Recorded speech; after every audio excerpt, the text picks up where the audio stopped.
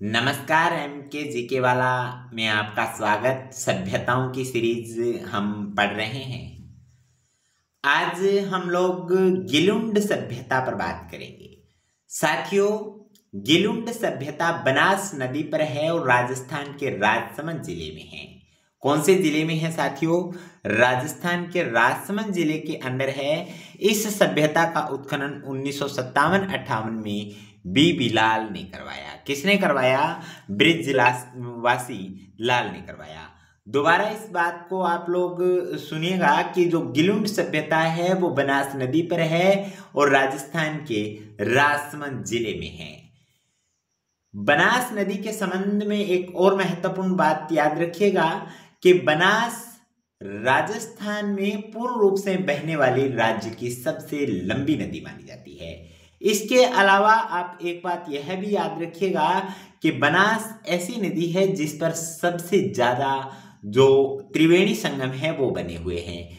अगर सभ्यता स्थलों की बात करें तो बनास के ऊपर कई सारे सभ्यता स्थल हैं और ऐसा ही एक सभ्यता स्थल है गिलुंड, जो कि राज्य का बनास नदी पर है, राजसमंद जिले में है और इसका जो उत्खनन करवाया वो बी बिलाल ने करवाया। उसके बाद राजस्थान के अंदर एक और महत्वपूर्ण सभ्यता पड़ती है और उस सभ्यता का नाम है साथियों रंगमहल सभ्यता। कौन सी सभ्यता? रंगमहल सभ्यता। देखिएगा साथियों, अगर अपन रंगमहल की बात करें तो राजस्थान के हनुमानगढ़ जिले में है। कौन से जिले में है?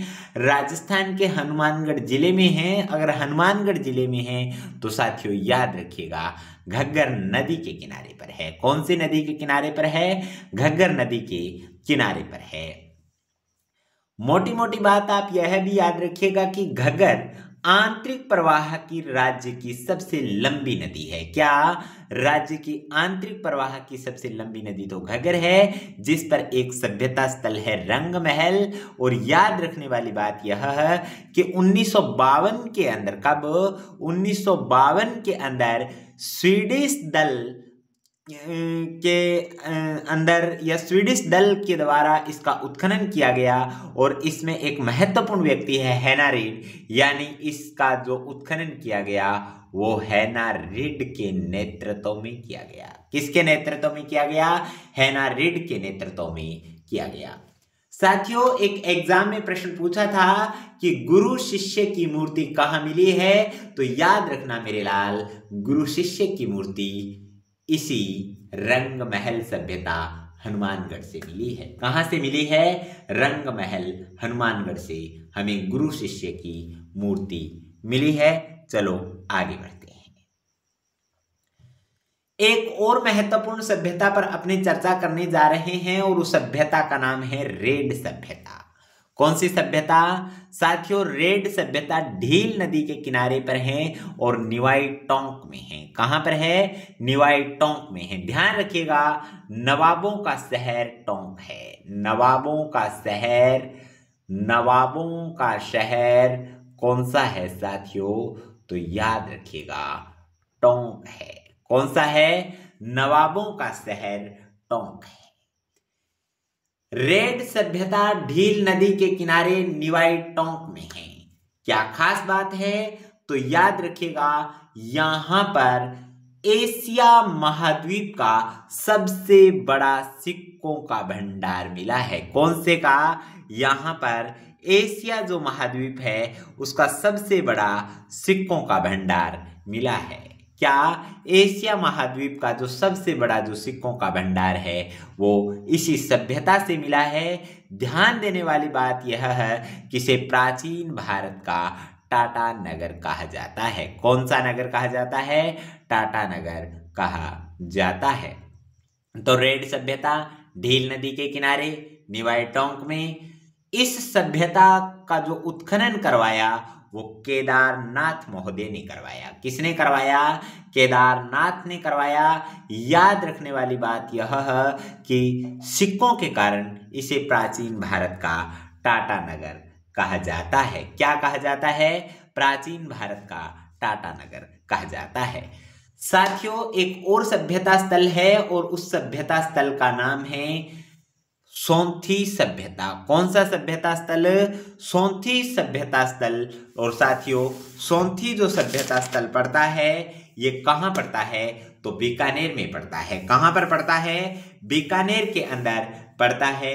और इसकी खोज अमलानंद घोष ने करवाई। और याद रखने वाली बात यह है कि इसे कालीबंगा प्रथम कहा जाता है। क्या कहा जाता है? इसे कालीबंगा प्रथम कहा जाता है। उसके बाद एक महत्वपूर्ण सभ्यता है बालाथल सभ्यता। कौन सी? बालाथल सभ्यता। याद रखिएगा साथियों, आयड़ नदी के किनारे है। कौन सी नदी के किनारे है?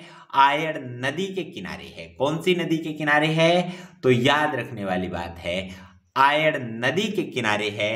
इसके अलावा इसकी अगर अपन खोज की बात करें तो 1993 के अंदर इसकी खोज की थी।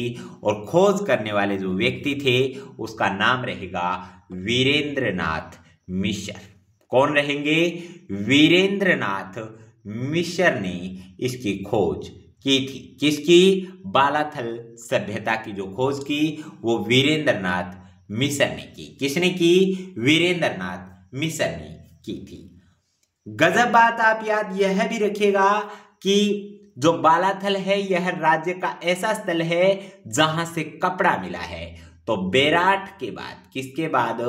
बेराट के बाद, बेराट के बाद बालाथल कौन सा भैया? बालाथल राज्य का दूसरा स्थान है जहां से हमें कपड़ा प्राप्त हुआ है। क्या? वीरेंद्रनाथ मिश्र ने इसकी खोज की। बेराट के बाद बालाथल राज्य का दूसरा सभ्यता स्थल है जहां से हम लोगों को कपड़ा मिला है। तो हम लोगों ने आज मुख्य तौर पर जो सभ्यताएं थी उन सभ्यताओं को हम लोगों ने देखने का प्रयास किया है कि कौन कौन सी सभ्यता है, क्या नहीं है। इनको मैं आइए एक बार रिकॉल दोबारा करवा देता हूं। तो चलो पढ़ते हैं। हमने एक सभ्यता पढ़ी थी सबसे पहले, गिलुंड सभ्यता। तो साथियों बनास नदी पर है, राजसमंद जिले के अंदर है। इसके अलावा याद रखिएगा इसका जो उत्खनन करवाया वो बृजवासी लाल ने करवाया। दूसरी सभ्यता की अगर अपन बात करें तो रंगमहल सभ्यता है। रंगमहल सभ्यता हनुमानगढ़ जिले के अंदर है। 1952 के अंदर स्वीडिश दल ने इसका उत्खनन किया और एक व्यक्ति रहेंगे हेना रेड, उनके नेतृत्व में ये सब काम किया गया। गुरु शिष्य की जो मूर्ति मिली है वो इसी सभ्यता से मिली है। उसके बाद एक सभ्यता आती है रेड सभ्यता। साथियों रेड सभ्यता निवाई टोंक के अंदर है। इस सभ्यता का उत्खनन केदारपुरी नाथ ने करवाया। याद रखिएगा साथियों, एशिया महाद्वीप का सबसे बड़ा जो सिक्कों का भंडार है वो इसी सभ्यता से मिला है। गजब बात याद रखिएगा, सिक्कों के कारण इसे प्राचीन भारत का टाटा नगर कहा जाता है। क्या कहा जाता है? प्राचीन भारत का टाटा नगर कहा जाता है। उसके बाद हम लोगों ने बात की है सोंथी सभ्यता की। तो यह सभ्यता बीकानेर के अंदर है। और याद रखिएगा अमलानंद घोष ने सोंथी सभ्यता की खोज की और इसे कालीबंगा प्रथम भी कहा जाता है। मैं आपको एक बात और याद दिलवा दूं साथियों, बीकानेर राज्य की बहुत ही महत्वपूर्ण रियासत है जहां के शासक महाराजा गंगा सिंह हुए थे। और इन्हीं की देन है कि पश्चिमी राजस्थान को पानी मिल रहा है, या यह कह सकते हो कि इंदिरा गांधी नहर राज्य में लाने का सबसे बड़ा जो योगदान माना जाता है वो महाराजा गंगा सिंह का है। उसके बाद हम लोग एक और सभ्यता की बात कर रहे हैं। मैं इसकी PDF आपको उपलब्ध करवा दूंगा, अगर नहीं भी हुई है तो मेरी बात को आप नोट करते हुए लिखते जाना। बालाथल सभ्यता साथियों आयड़ नदी के किनारे है। कौन सी सभ्यता? बालाथल सभ्यता आयड़ नदी के किनारे है। कौन से जिले के अंदर है? तो याद रखिएगा साथियों यह उदयपुर में है। कहां पर है? तो उदयपुर के अंदर है। कौन से जिले में है? उदयपुर में है, आयड़ नदी पर है। और इसकी जो खोज की गई वो खोज कब की थी? तो 1993 में की थी। और किसने की थी? तो याद रखिएगा साथियों करने वाले जो व्यक्ति रहेंगे उस व्यक्ति का जो वीरेंद्रनाथ मिश्र है और बेराट के बाद बालाथल राज्य का दूसरा स्थल है जहां से कपड़ा प्राप्त हुआ है। क्या कपड़ा प्राप्त हुआ है? तो हम लोगों ने आज की क्लास में कुछ महत्वपूर्ण जानकारियां पढ़ी, कुछ सभ्यताएं पढ़ी। तो साथियों, सभ्यताओं के हमारे मुख्य मुख्य प्रश्न हैं वो पूरे हो लिए हैं। अब शीघ्र ही मैं इन सभ्यताओं के महत्वपूर्ण एक जो इसके ऊपर कुछ और अगर डिबेट की जरूरत पड़ी तो मैं निश्चित रूप से आपके लिए लेके आऊंगा। अगर यह बिंदु अगर परीक्षा के लिए अगर पर्याप्त रहे तो हम अगला बिंदु शुरू करेंगे। आप लोग क्लास को परमानेंटली देखिएगा। MK जीके वाला आपको कंप्लीटली जीके इसी चैनल पर पढ़ाएगा। YouTube के माध्यम से मैं आपको उपलब्ध करवाता रहूंगा। आप लोग जुड़े रहिए, मस्त रहिए। मैं आपको देखना चाहता हूं एक अधिकारी बनते हुए। आपका बहुत बहुत धन्यवाद।